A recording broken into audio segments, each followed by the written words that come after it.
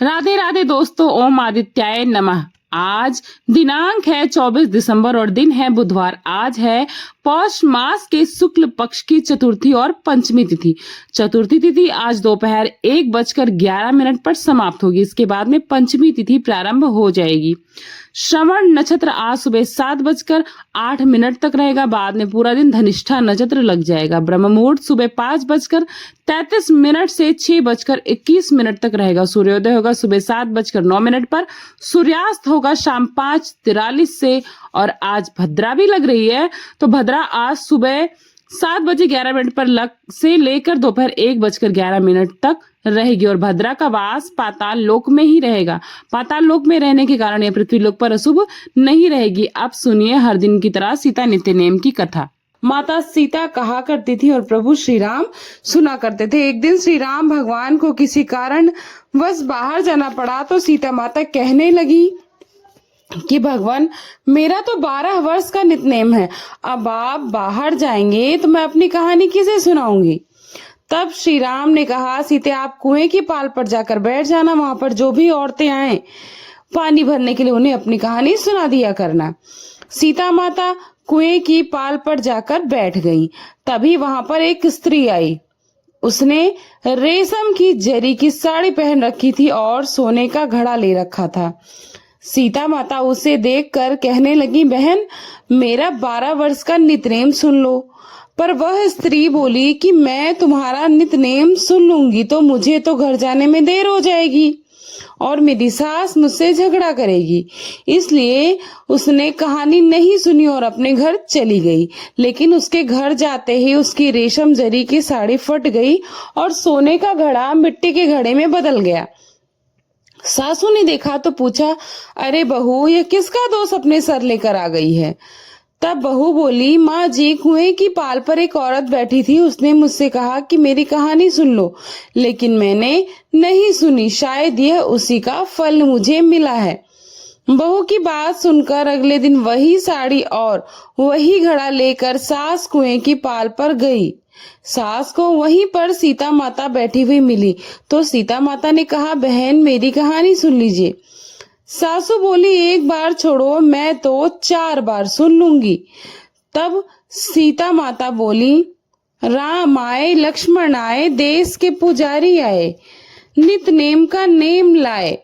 आओ राम बैठो राम, तपी रसोई जिमो राम, माखन मिश्री खाओ राम, दूध बतासा पियो राम, सूत के पलका मोठो राम, शाल दुसाला पोठो राम, साल दुसाला ओढ़ो राम। जब भी बोलू राम का नाम, राम संवारे सबके काम, सबके घर भंडार भरेंगे, सबका बेड़ा पार करेंगे। श्री राम जय राम, जय जय राम। स्त्री कहने लगी कि कहानी तो बहुत अच्छी लगी। फिर कहानी सुनकर सासू अपने घर चली गई और उसकी साड़ी फिर से रेशम जरी की बन गई और मिट्टी का घड़ा भी फिर वापस सोने के घड़े में बदल गया। बहू ने देखा तो कहने लगी, सासू माँ, आपने यह सब कैसे किया। सासू बोली, बहू तू दोष लगा कर आई थी और मैं दोष उतार कर आई हूँ। बहू ने कहा कि माँ, वो औरत कुएं पर जो बैठी थी वो कौन थी। सासू ने बताया, अरे वो तो सीता मैया थी। वह पुराने से नया कर देती हैं, खाली घर में भंडार भर देती हैं। वह लक्ष्मी जी का वास घर में कर देती हैं और मनुष्य की जो भी इच्छा हो उसे पूर्ण कर देती हैं। बहू बोली, माँ जी, अगर ऐसी बात है तो मुझे भी ये कहानी सुना दो। सास बोली, ठीक है, तुम भी सुनो। फिर सास ने कहानी शुरू की। राम आए लक्ष्मण आए, देश के पुजारी आए, नित नेम का नेम लाए। आओ राम बैठो राम, तपी रसोई जिमो राम, माखन मिश्री खाओ राम, दूध बतासा पियो राम, सूत के पलका मोठो राम, शाल दुसाला पोठो राम, साल दुसाला ओढ़ो राम। जब भी बोलूं राम ही राम, राम संवारे सबके काम, खाली घर भंडार भरेंगे, सबका बेड़ा पार करेंगे। बोलो श्री राम जय जय राम। कहानी सुनकर बहू बोली, माँ जी कहानी तो बहुत अच्छी है। सासू ने कहा, तो फिर ठीक है, हम अब से इस कहानी को रोज किया करेंगे। अब सास बहू रोज सवेरे उठती, नहाती धोती और पूजा पाठ करने के बाद नित्य नेम की सीता माता की कहानी कहती। एक दिन की बात है, उनके यहाँ पड़ोस की एक औरत आई और बोली कि बहन जरा सी आँच तो दे देना। तो बहू बोली कि आँच तो अभी हमने जलाई ही नहीं। पड़ोसन बोली फिर तो तुम लोग सुबह 4 बजे से उठकर क्या कर रही हो? तो उन्होंने कहा कि हम तो सुबह सुबह उठकर पूजा पाठ करते हैं, फिर सीता माता की नित्य नेम की कहानी कहते हैं। पड़ोसन ने उनकी बात सुनकर फिर कहा, सीता माता की कहानी कहने से तुम्हें क्या मिला? तब वो दोनों बोली कि अरे सीता माता की कहानी कहने से घर में भंडार भर जाते हैं, सारे काम पूर्ण हो जाते हैं, मन की इच्छा भी पूरी होती है। पड़ोसन ने कहा, बहन अगर ऐसा है तो ये कहानी मुझे भी सुना दो। तब बहू बोली, ठीक है तुम भी सुन लो यह कहानी। राम आए लक्ष्मण आए, देश के पुजारी आए, नित नेम का नेम लाए। आओ राम बैठो राम, तपी रसोई जीमो राम, माखन मिश्री खाओ राम, दूध बतासा पियो राम, सूत के पलका मोठो राम, शाल दुसाला पोठो राम, शाल दुसाला ओढ़ो राम। जब भी बोलू राम ही राम, राम संवारे सबके काम, खाली घर भंडार भरेंगे, सबका बेड़ा पार करेंगे। श्री राम जय जय राम। पड़ोसन ने कहा, बहन कहानी सुनकर तो आनंद आ गया, कहानी तो बहुत अच्छी है। पड़ोसन भी नितनेम सीता माता की कहानी कहने लगी। कहानी कहने से सीता माता ने पड़ोसन के भी धन के भंडार भर दिए, दुख दूर कर दिए। देखते ही देखते अब तो पूरे मोहल्ले में नित नेम की कथा चल पड़ी और हर किसी की मनोकामना पूरी होने लगी। हे सीता माता, जैसे आप उन सभी के भंडार भरे, वैसे ही हमारे भी भरना।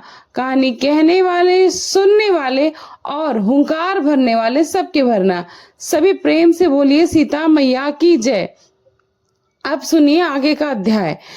एक दिन महाराज जी और पांडुरंग भट्ट गंगा किनारे की ओर निकले। रास्ते में कृष्णानंद स्वामी का मठ था। स्वामी ने उसी मठ में उसी समय निकले। उन्हें देखकर भट्ट ने नमस्कार किया, लेकिन श्री महाराज जी ने नहीं किया। भट्ट से परिचय प्राप्त कर लेने पर स्वामी जी ने महाराज जी को बैठा लिया और वे उनसे परमार्थिक बातें करने लगे। लेकिन उन्होंने स्वामी जी को बताया कि केवल अहम ब्रह्मास्त्र में रटने से कोई लाभ नहीं होगा जब तक कि उसकी अनुभूति ना जागे। फिर एक बार श्री महाराज जी की अजगर स्वामी से भेंट भी हुई। वे अजगर वृत्ति के से रहते थे। उन्होंने अपनी देह ममता पूरी तरह से त्यागी हुई थी। वे कड़ी धूप में, तपती रेत में या बरसात में उफती गंगा जी के में घंटों खड़े रहते थे।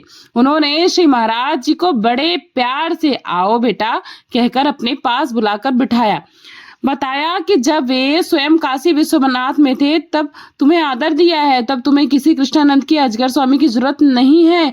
काशी और प्रयाग में 10-11 मास बिताने पर श्री महाराज जी गया क्षेत्र गए। पांडुरंग भट्ट ने पहले वहां एक ग्यावल को पत्र लिखा था कि श्री महाराज एक सिद्ध पुरुष हैं और उनका वहां अच्छा इंतजाम करना। वह ग्यावल बड़ा धनी था। वह श्री महाराज जी की अगवानी के लिए स्वयं स्टेशन पहुंचा। श्री महाराज के मटमैले कपड़े देखकर उसे तो बहुत निराशा हुई कि यह कैसा सिद्ध पुरुष है। उस गयावल के 2 ब्याह हो चुके थे और दोनों ही औरतों का निधन भी हो चुका था। तीसरा रिश्ता बन नहीं पा रहा था। सिद्ध पुरुष की कृपा से तीसरा ब्याह होगा, इसी आशा से वह स्वयं स्टेशन पर आया था। उसने श्री महाराज को ढूंढ कर कहा कि आपकी ख्याति सुनकर मैं खुद आपको लिवाने के लिए आया हूँ। तब श्री महाराज जी बोले, हमारे लिए आए हो या फिर अपनी औरत के वास्ते आए हो? अपने दिल से पहले पता तो कर लो। बात सुनते ही गयावल उनकी योग्यता पहचान गया कि इनको तो मेरे मन का हाल बिना बताए ही पता चल गया। फिर उसने उन्हें घर लाकर बड़ा सत्कार किया और ब्याह की मनोकामना पूर्ण करने के लिए प्रार्थना भी की। तब उन्होंने कहा कि पंढरपुर के विठ्ठल भगवान ने पुंडलिक, नामदेव, तुकाराम आदि भक्तों पर बहुत कृपा की है। वह आज भी वैसे ही कृपालु हो, कोई फर्क नहीं है। जैसा भाव वैसा फल। भक्ति भाव होगा तो 8 दिनों में मनोकामना पूर्ण हो जाएगी और फिर तो सचमुच अगले 8 दिन में उसका ब्याह भी हो गया।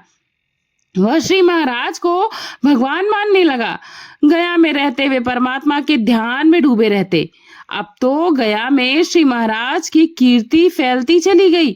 उस गयावल के साथ वे घूमने निकलते थे। गया में उस समय बड़े पैमाने पर गांजा, भांग, चरस आदि का नशा करने वाला लोगों का प्रचलन था। घर घर में भांग बनती थी, 1 रंगी से लेकर 10 रंगी तक। एक दिन कुछ लोगों ने श्री महाराज को 5 रंगी भांग पिला दी। कोई नौसिखिया होता तो पीते ही ढेर हो जाता, लेकिन श्री महाराज जी को कोई नशा ही नहीं चढ़ा। दूसरे दिन उन लोगों ने उन्हें नवरंगी भांग पिलाई, लेकिन उसका भी कोई असर नहीं हुआ। तब तो वे लोग उन्हें चंडू खाने ले गए। एक बड़ा मांत्रिक वहां पर रहता था और उसने लक्ष्मी नारायण का मंदिर बनाया था। वहां पर चरस चंडू का बड़ा अड्डा था। चंडू पीने में उसका कोई भी सानी नहीं था, इसलिए वह लोग उसे मांत्रिक की इज्जत करते थे और वह घमंड में फूला रहता था। वह सिद्धि के बल पर चमत्कार किया करता था और लोगों से खूब पैसा कमाता और उस पैसे से वह नशे में डूबा रहता। उसने भगवान के मंदिर को भी चंडू खाना बना दिया। कोई नया आदमी अगर वहां पहुंचता तो उसे नशा करवाकर उसकी फजीहत देखने में वहां के लोगों को खूब मजा आती थी। कुछ लोग श्री महाराज को लेकर उसी अड्डे पर जा पहुंचे। शुरू में चरस की चिलम फूकी, लेकिन उन्हें कोई नशा नहीं हुआ। तब लोगों ने चंडू की चिलम बनाकर श्री महाराज के हाथ में थमा दी। चंडू पीने वाला आदमी तकिया या फिर मसनद से सट कर बैठता है, क्योंकि चंडू का आकाश लेते ही जमीन पर वह लौट जाता है। श्री महाराज थे कि चिलम बुझकर खाक हो गई, लेकिन उन पर नशे का कोई असर नहीं दिख रहा था।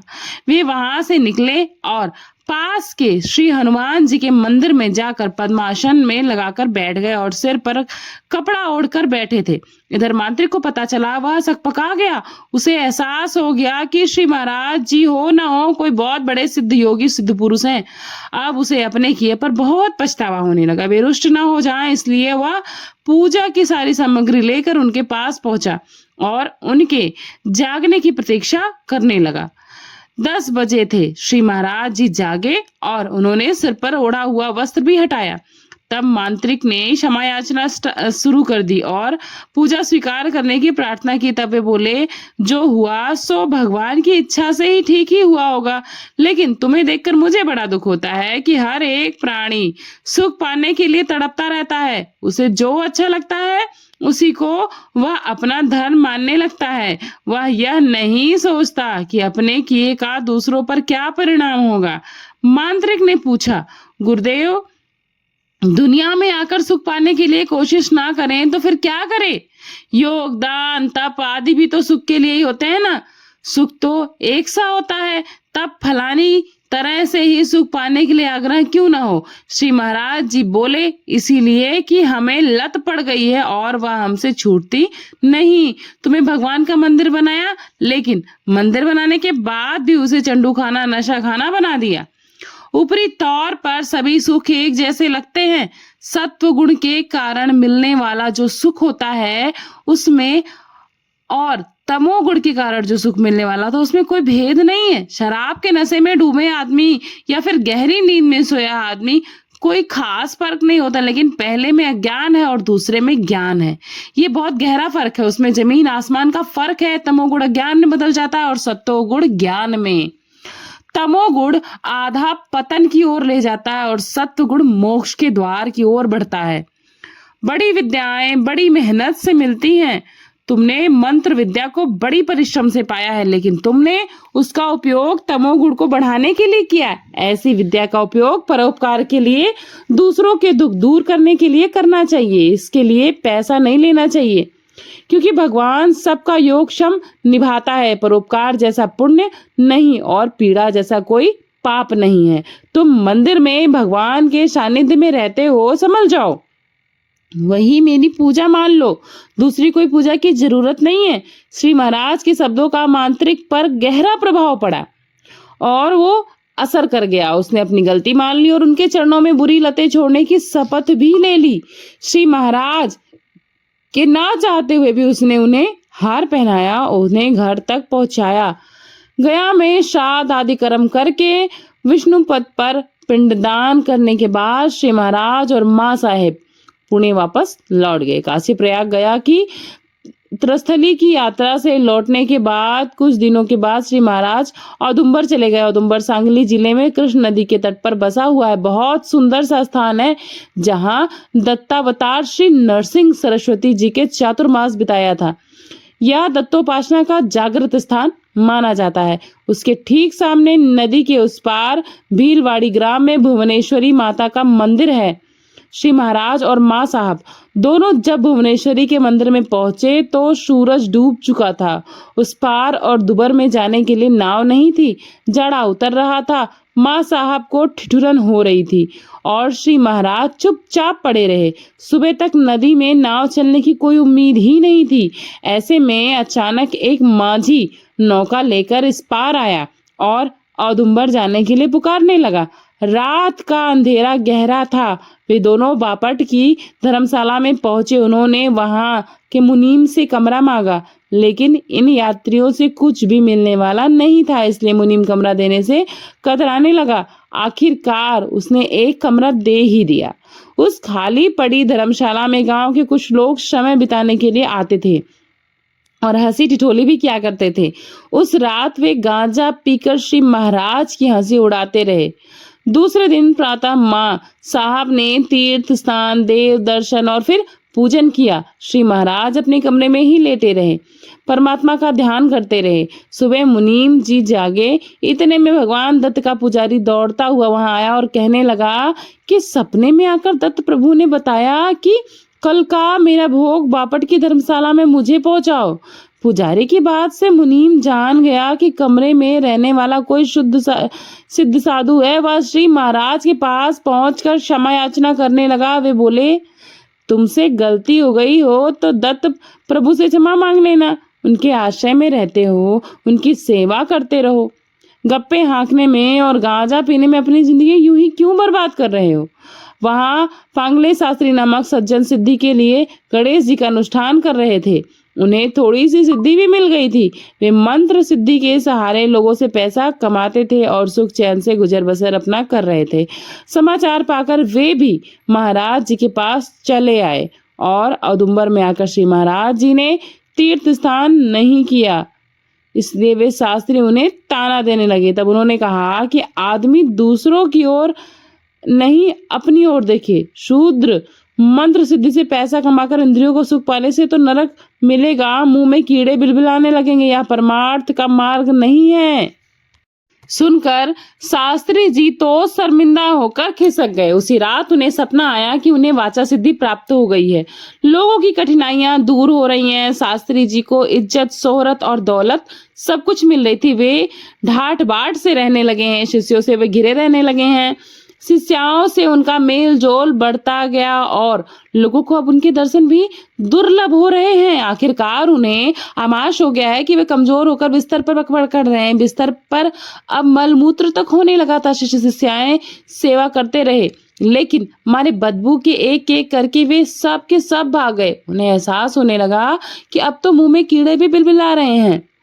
वे मुंह से कीड़े निकालने के लिए चीखने चिल्लाने लगे। सेविकाओं ने उनके मुख में उंगलियां डालकर कहा कि मुख में तो कुछ भी नहीं है।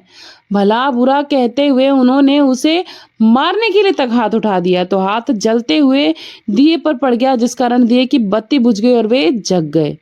सपने की बात से वे घबराकर श्री महाराज जी के पास आ गए और राह दिखाने की प्रार्थना करने लगे। उन्होंने शास्त्री जी को बताया कि धन के लिए साधन करना बुरा है। सिद्धियां वरांगना की तरह होती हैं, वे थोड़ा सा सुख देखकर फिर चली जाएंगी। पुण्य क्षेत्र में रहकर ऐसे बुरे कर्म करने में तो आत्मनाश है। मंत्र सिद्धि कमाई जाती है, जबकि योग सिद्धि भगवान की कृपा से प्राप्त होती है। श्री महाराज जी के इस उपदेश से शास्त्री जी की तो जिंदगी ही बदल गई। औदंबर से वे दूसरे दत्त क्षेत्र में नरसिंहबाड़ी गए और वहां से कोल्हापुर जाकर उन्होंने श्री महालक्ष्मी जी के दर्शन किए। कोल्हापुर के निकट ज्योतिबा का पहाड़ है, जहां पर भगवान ज्योतिबा का यानी केदारनाथ का विख्यात मंदिर है। श्री महाराज और मां साहेब ज्योतिबा के पहाड़ के लिए चले गए और उसी दिन ज्योतिबा के पुजारी गोविंद भट्ट जी खटियाल को सपना आया कि उनका और ज्योतिबा भगवान ने कहा कि मेरा एक भक्त कोल्हापुर से आ रहा है, उसका अच्छा इंतजाम रखना। वहां की धर्मशाला में पहुंचने पर माँ साहब ने श्री महाराज को खीर बनाकर दे दी और शनिवार का व्रत होने के कारण वे कुछ फल खाकर बैठ गईं। श्री महाराज जी आत्मसूप में मग्न होकर सोए थे। कुछ ही देर के बाद उम्दा घोड़े पर सवार होकर पठान जैसे एक सरदार ने आकर उनसे पूछा, बाबा जी सोए हैं क्या?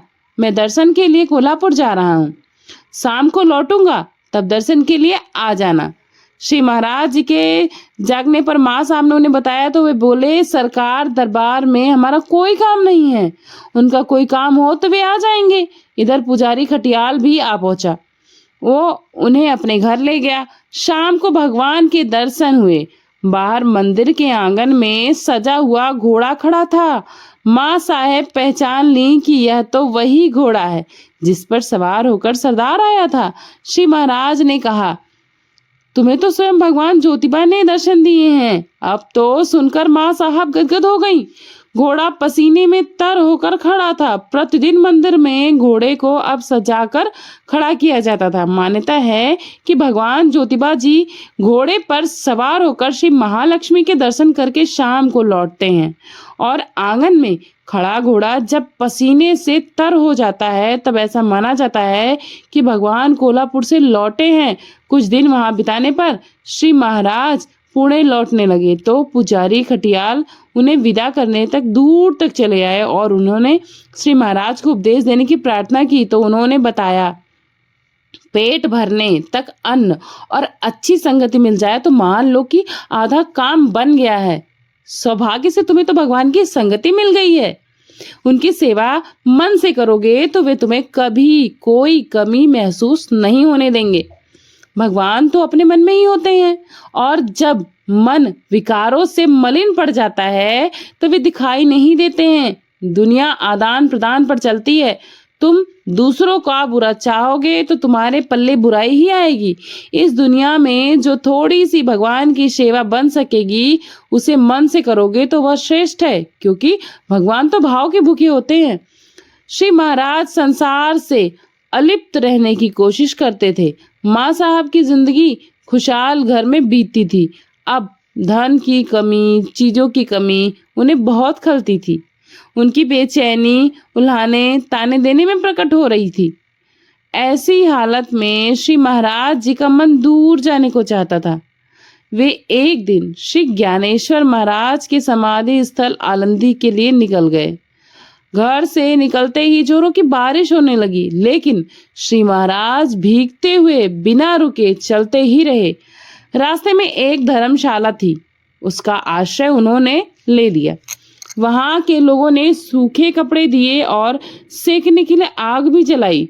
उस धर्मशाला में ज्ञानेश्वर महाराज जी की पादुकाएं थीं। दूसरे दिन सुबह निकलकर वे आलंदी पहुंचे तो उनके इंतजार में एक ब्राह्मण बैठा था। उन्हें लेकर वे अपने यहाँ पहुंचा।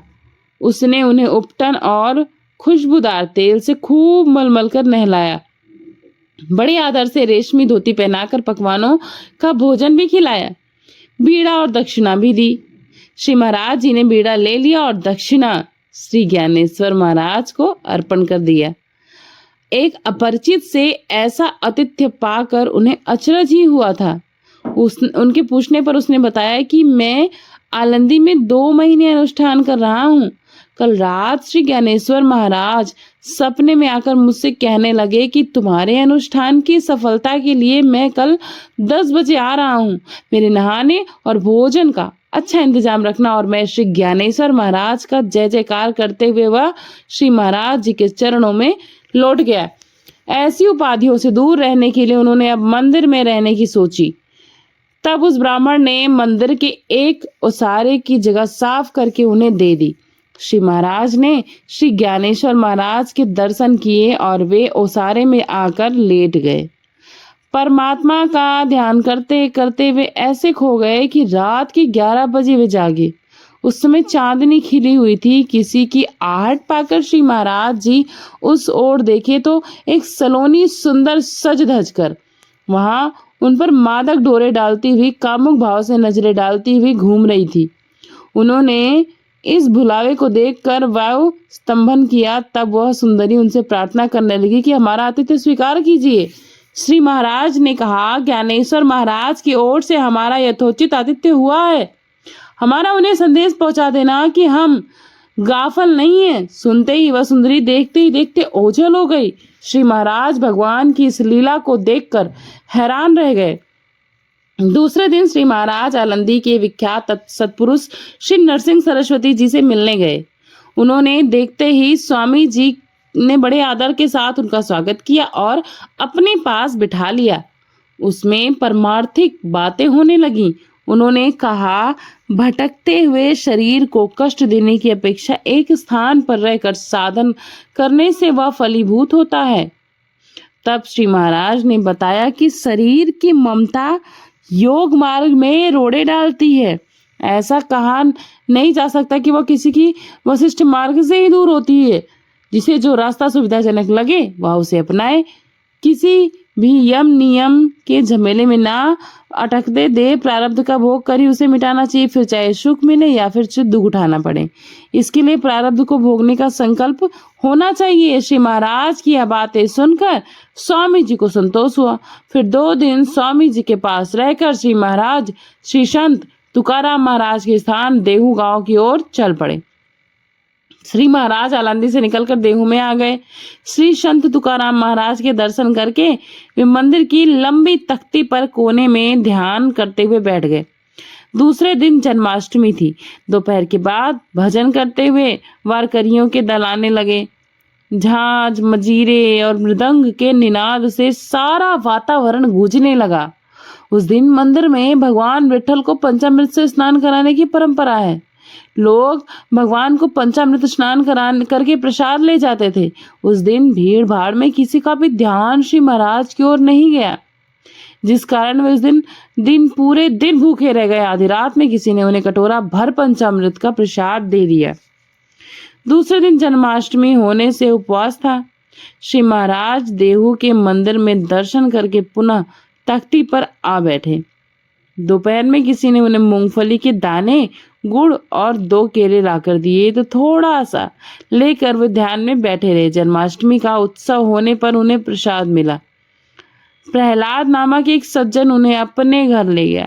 उसकी दूसरी जवान पत्नी का मादक चेष्टाएं देखने पर भोजन करने के तुरंत बाद ही वे भालचंद्र पहाड़ के लिए निकल पड़े, जहां श्री तुकाराम महाराज नित्य भजन करते थे।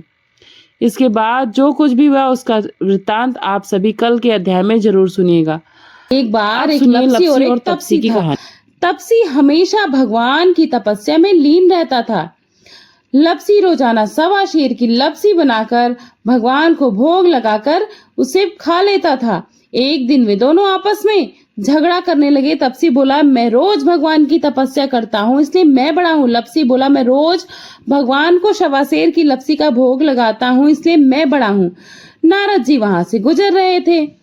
दोनों को झगड़ा करता देख उनसे पूछा कि तुम दोनों इतना झगड़ा क्यों कर रहे हो। तब लपसी ने खुद को बड़ा होने का कारण बताया और तपसी ने भी खुद को बड़ा होने का कारण बताया। तब नारद जी ने उन्हें सुनकर नारद जी बोले कि तुम्हारा फैसला तो मैं कल कर दूंगा। तुम्हारे दूसरे दिन लपसी और तपसी स्नान कर रोज की भक्ति करने आए तो नारद जी ने छुपकर 1.25 करोड़ की एक अंगूठी उन दोनों के आगे रख दी।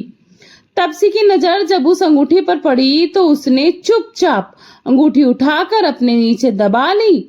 उधर लपसी की नजर भी अंगूठी पर पड़ी, लेकिन उसने ध्यान नहीं दिया और भगवान को भोग लगाकर लपसी का प्रसाद खाने बैठ गए। नारद जी जब सामने आए तो दोनों से पूछा, बताइए नारद जी, हम दोनों में से कौन बड़ा है। तब नारद जी ने बताया कि तपसी तुम खड़े हो जाओ। जब वो खड़ा हुआ तो उसके नीचे दबी हुई अंगूठी दिखाई पड़ी। नारद जी ने तपसी से कहा कि तपसी, तपस्या करने के बाद भी तुम्हारी चोरी करने की आदत नहीं गई। तुम्हारे मन में लालच भरी है, इसलिए लपसी बड़ा है।